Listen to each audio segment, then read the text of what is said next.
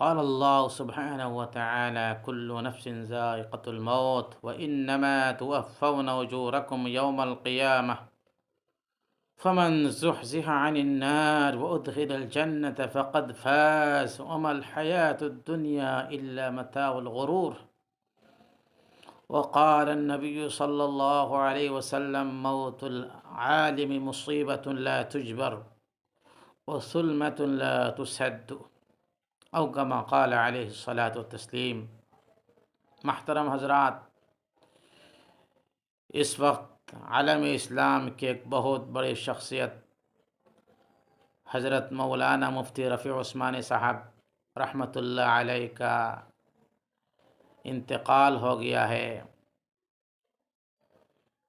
آپ کے سانحہ ارتحال سے امت مسلمہ کو اور دارالعلوم کراچی کو بہت بڑا صدمہ پہنچا۔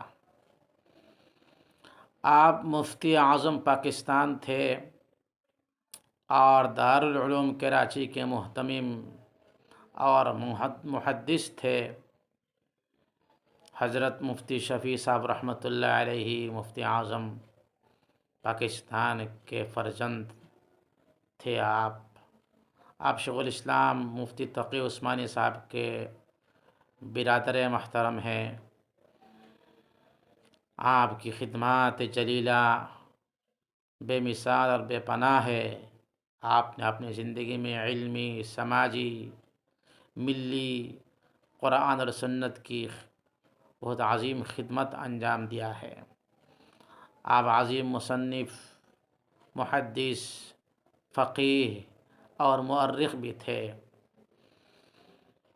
اللہ تعالی امت مسلمہ کو صبر کی توفیق عطا فرمائے، اور خاص طور پر دارالعلوم کراچی اور ان کے اہل خانہ، ان کے صاحبزادگان اور ان کے برادر محترم شیخ الاسلام مفتی تقی عثمانی صاحب، ان سبھی حضرات کو میں اپنی طرف سے اور ہندوستان کی طرف سے، اہل ہند کی طرف سے تعزیت مستونہ پیش کرتا ہوں۔ اللہ تعالی سبھی حضرات کو صبر جمیل کی توفیق عطا فرمائے۔ ان للہ ما اخذ ولنا ما ترک وكل شيء عنده بأجل مسمى فلتصبر ولتحتسب۔ یہ دنیا تو دارالفانی ہے، سب کو جانا ہے۔ کل من علیہ فان، سب کو فانا ہونا ہے۔ کل نفس ذائقۃ الموت، سب کو موت کا مزہ چکھنا ہے۔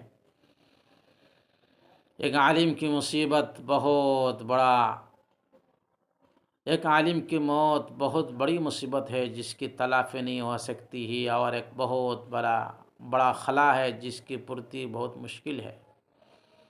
نبی علیہ السلام کا یہ فرمان ہے، لیکن اللہ تعالیٰ کے قضاء و قدر پر یقین کے ساتھ صبر کرنا بھی ضروری ہے۔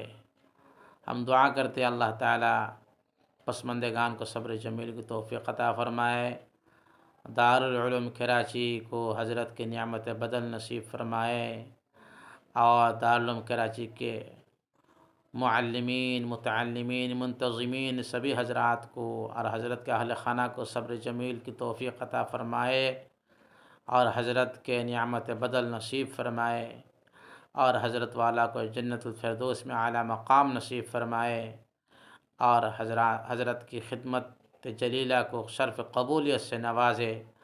وآخر دعوانا الحمد للہ رب العالمین۔